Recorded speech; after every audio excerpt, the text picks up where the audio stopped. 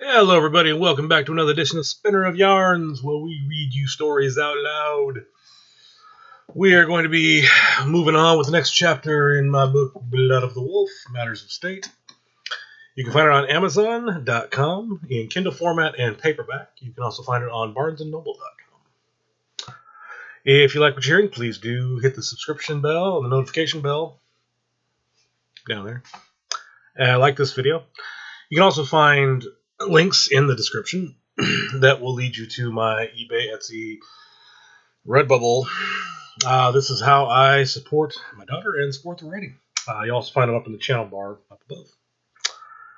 So, on with the book. We are on Chapter 4. Everything is fabulous. Professors Joey Malone and Professor Angel Hansen stood in their lab toasting their success. Their experiments with the Hadron Collider underneath the Pentagon had finally succeeded and helped them prove the existence of alternate dimensions. They had created a stable wormhole between our dimension and another.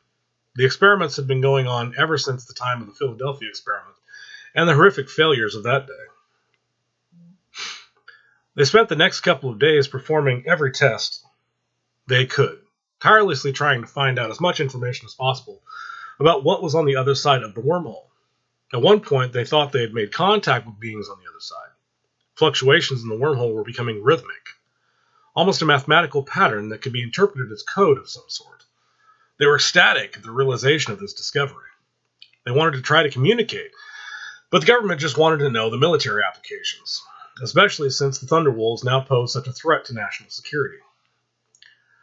After several more days of this testing and constant pressure from the military to find a way of travel between the dimensions in order to appear right within their enemy's backyard, the wormhole began to destabilize. Military and government officials began diving for cover as Joey and Angel tried frantically to restore the stability of the wormhole. Finally, in a bright flash, the wormhole exploded outward in a violent shockwave of flashing lights and a sound like paper tearing. Professors Joey and Angel were caught within the blast, and people that dared look swore they could see them changing somehow. There was fears that this would be like another Philadelphia experiment, and when everything calmed down, they would find them melted to the floor or instrument panels. After a few minutes of bright flashing, the wormhole collapsed back in on itself. Joey and Angel were unconscious. People started peeking their heads out, trying to assess the damage and casualties. One of the military personnel noticed Angel and Joey on the ground and rushed over to see if they were still alive, but he jumped back when he got a closer look.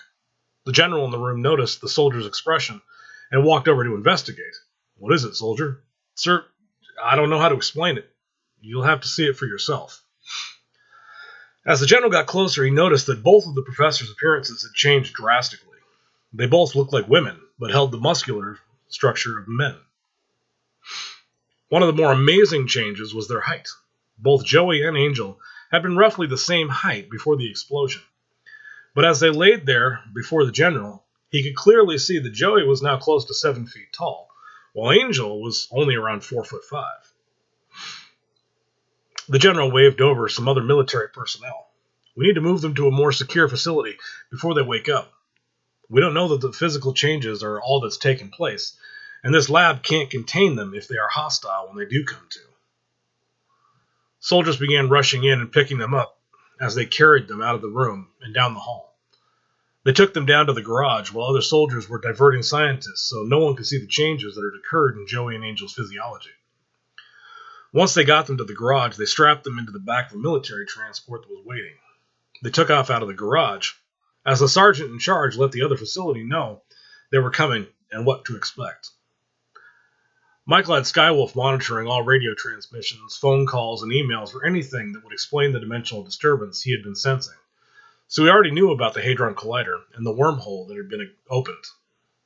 When he heard the radio transmission about what had happened, though, and the deformities, as the sergeant put it, in Professors Joey and Angel, Michael gave the order to follow the transport and intercept. Depending on what exactly has happened to them, and with their current knowledge of wormhole technology, we can't allow the U.S. military to keep them or do any kind of experimentation on them. What they could unleash is a plague this world is not ready for. Within minutes, the warship was hovering over the convoy. Eyeball fired an EMP pulse that disabled the vehicles. The sudden jolt, however, woke Joey and Angel, who were not pleased at all to find themselves strapped into the back of a transport and surrounded by soldiers. Joey screamed out in a woman's voice, "Oppressors!" He broke the straps that were holding him down and stood up, hunching over in the transport, and a little disoriented. He tore back the canopy and lifted up into the air. Angel looked like he was completely enraged as his face grew flush, and then he became engulfed in flame. The restraints melted off of him as he raised up in the air to join Joey. The soldiers began opening fire, except for a few that were too busy kissing and fondling each other. Michael looked on in confusion. "Well, that's interesting. Nevertheless, we can't let them get away." Shade ran towards the rear hatch as it was opening. "I got the tall one!" Michael held out a hand in protest, but Shade had already jumped out of the hatch, eager to take on this new adversary. The ship was 500 feet up, and Shade didn't have a parachute, but that wasn't what worried Michael. The changes that had taken place in Angel and Joey looked like one of the favored mutations of the dark god Tashnal. He frequently turned his followers into hermaphrodites as a reward for their allegiance. If this was one of his followers, then this would be no easy task for Shade to take on alone, at least not without proper training. As Shade fell towards Joey, he erected his hammer, ready to strike at his back before he could defend. Michael jumped out of the ship right behind him and flew down to intercept. He reached out with his mind and scanned the thoughts of Joey and Angel, but didn't find what he expected. He found two consciousnesses, slowly becoming one, and he felt fear as well as confusion. However, nowhere in their thoughts did he sense Tashnal or the other dark gods. Michael put a hand on Shade's shoulder to get his attention. "They're not our enemies." Michael flew past Shade as he let his hammer dissipate and expressed his disappointment with a sigh. As he closed in on Joey and Angel, he erected a force field around the three of them. Then he caught Shade with his telekinesis and brought him into the shield as well. Joey and Angel both turned to see who was seemingly trying to help them.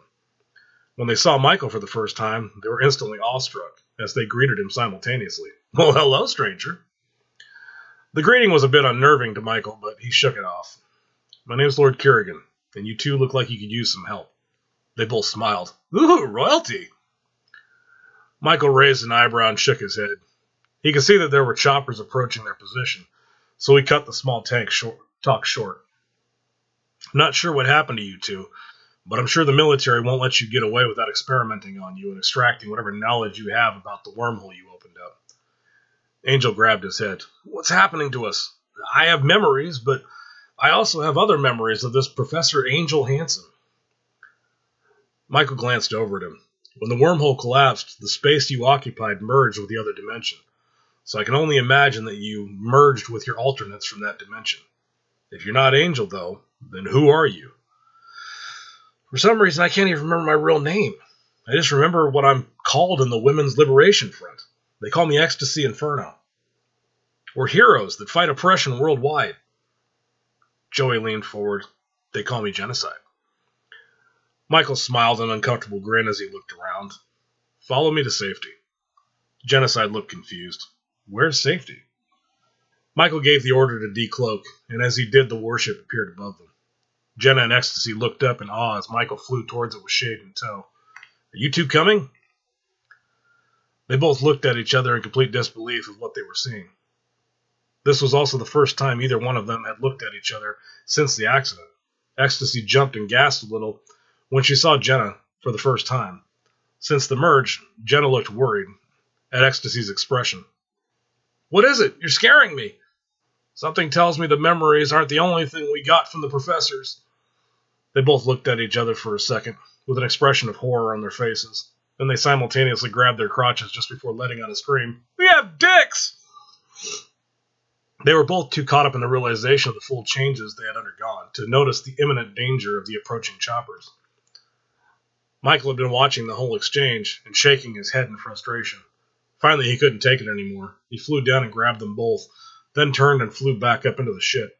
He growled when he grabbed Ecstasy, as she was still fully engulfed in flame.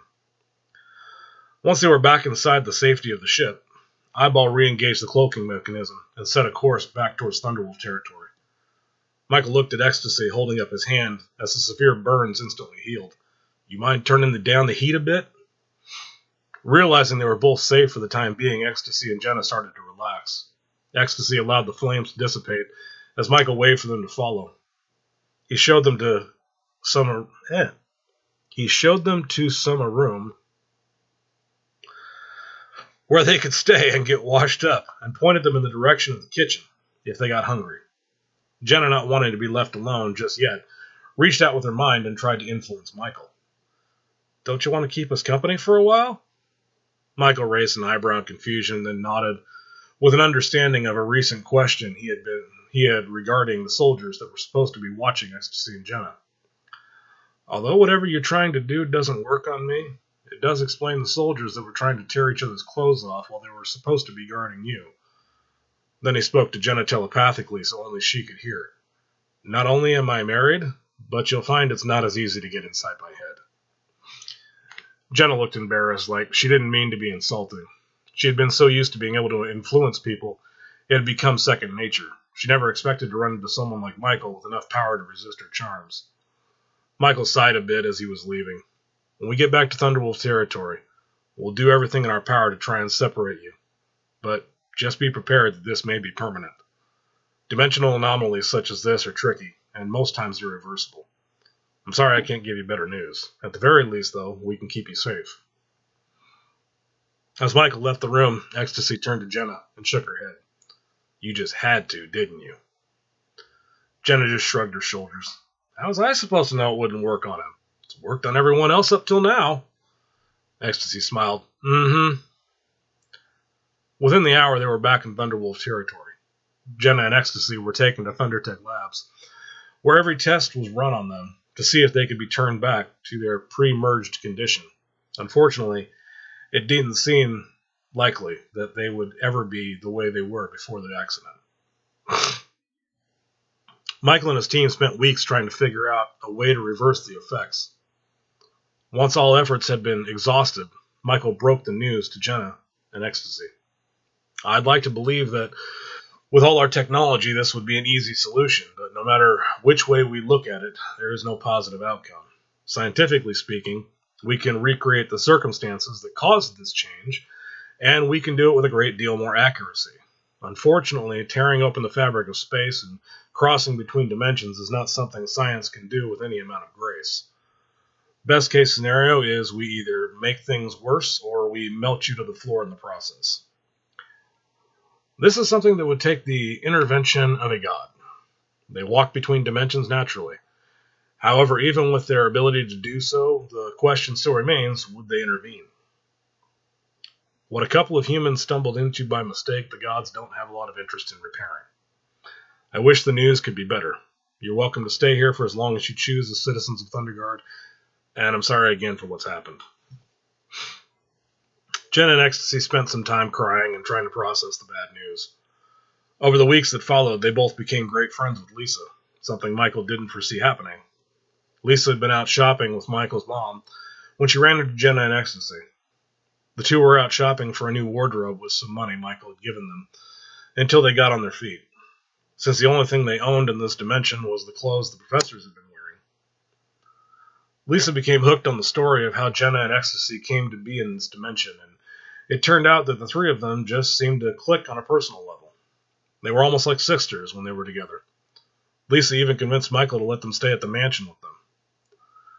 Ecstasy and Jenna finally decided that this dimension truly did need them, and had its own share of oppressors that needed to feel their special brand of justice.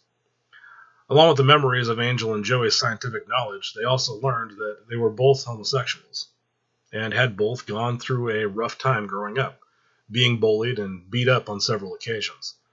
It was something that had bonded them, and sealed their friendship over the years. So Jenna and Ecstasy both decided that they now had a mission in this dimension to help the Shadow Wolves wipe out evil and oppression. After giving it a lot of thought, Michael agreed to let them work alongside the Shadow Wolves as mercenaries of sorts. He figured as long as they were going to be citizens of Thunderguard, they needed a job, and since their genetics had already been tampered with, he couldn't introduce them to the gene serum. It could have devastating results, and they had already been through enough.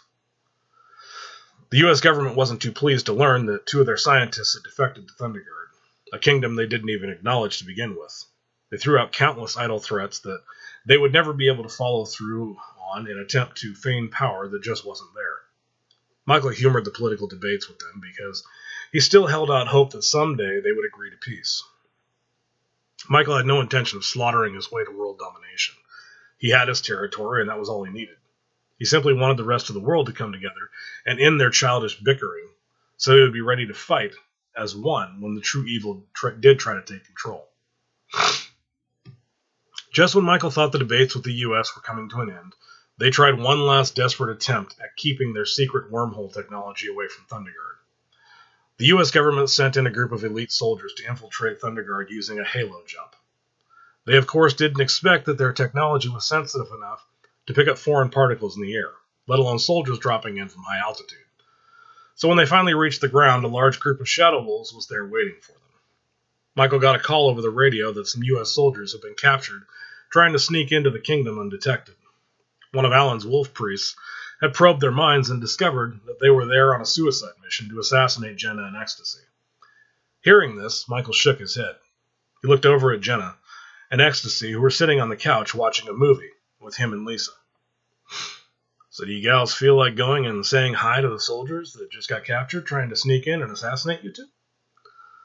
They both looked over at him with shocked expressions. Nuh-uh. To which Michael replied, yeah, huh? Lisa looked utterly confused. What the hell made them think that stunt was going to work? Michael shrugged. Arrogance. The same thing that drives most governments around the world to pull half of the stupid stunts they do. Michael stood up and started walking towards the door. Well, let's go see what they have to say. Jenna and Ecstasy followed Michael as they instantly took to the air once they were out the front door. They flew to the detention center a few miles away where the soldiers were being held. When they got inside, they found a team of 5 Army Rangers sitting in a holding cell with 2 Shadow Wolves guarding them. When the commanding officer among them saw Jenna and Ecstasy enter the room, Michael could see his eyes instantly start scanning the room, looking for a way to escape and complete his mission. You might as well forget about escape. As soon as we took over these cells, we're reinforced to hold things much stronger and powerful than you. The CO just scowled as Michael paced in front of the cell, occasionally glancing in at the soldiers. You know, I've tried to be patient and understanding with your government. I've offered them technology and medical advancements beyond anything the rest of the world will be capable of for decades, even centuries. Yet, no matter what I offer in exchange for peace and a chance to work together towards a better tomorrow for everyone, they still throw it back in my face. As he pondered his next thought, he smiled. Now they send in 5 soldiers on what they know full well will be a suicide mission, and for what? The CO just stared straight ahead, unwilling to give any answer outside of name, rank, and serial number. Michael smiled, shaking his head in amusement. I'll tell you what. Let me help you. Now that we have 2 of your scientists that sought asylum in Thunderguard over being experimented on and dissected in the U.S., your government sent you in to keep us from getting our hands on your discovery of wormhole technology. The CO just smiled, so Michael continued. Now, what puzzles me is, with the amount of technology we possess, what makes your government assume we don't already have wormhole technology? Unable to get a response out of the CO, Michael sank into the shadows and then reappeared right behind him. Before any of the soldiers could move, Michael shut off the nerve impulses in their spinal columns and paralyzed them. All their eyes got wide as the fear started to slowly creep over them. We can move through shadows, which are a separate dimension within themselves.